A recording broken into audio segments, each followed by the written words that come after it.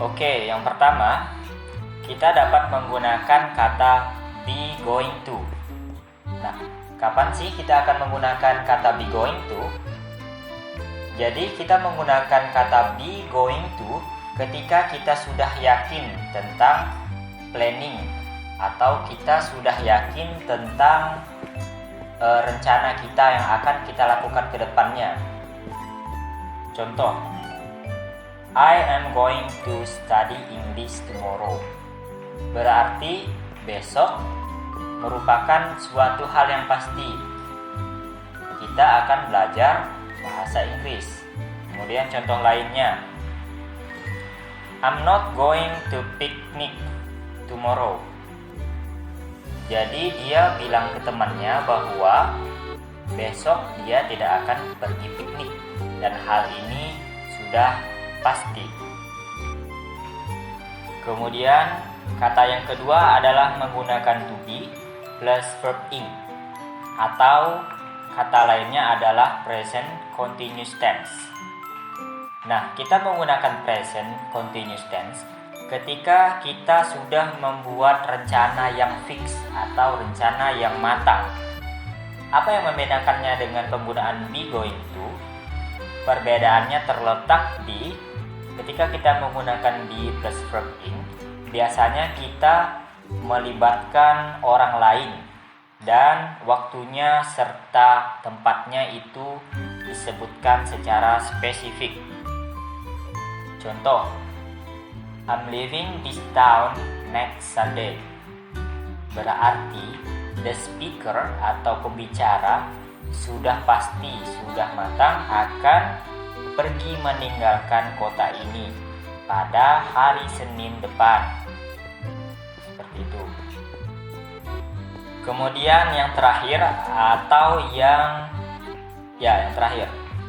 yang paling sering digunakan atau yang paling umum digunakan adalah ungkapan will. Will ini paling umum digunakan dalam future tense. Nah, kapan kita menggunakan will dalam future tense?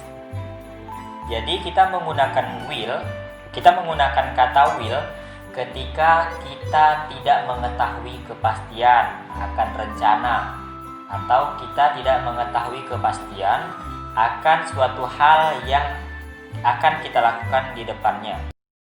Atau dalam kata lain, ini adalah spontaneous decision atau decisive atau keputusan yang secara spontan ketika kita berbicara. Atau bisa juga dalam kata lain, kita menggunakan will ketika kita memprediksi sesuatu.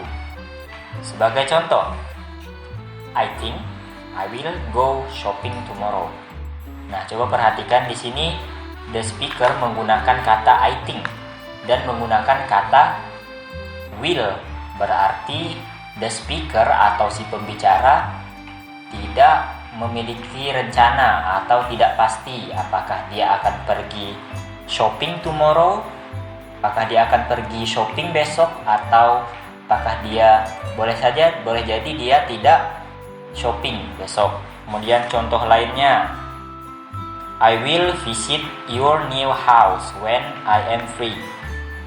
Lagi-lagi di sini the speaker menggunakan kata will yang berarti planning ini tidak ada kepastiannya.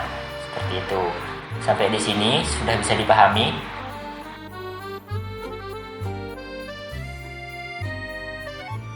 Oke, sebagai tambahan tentang penggunaan kata will.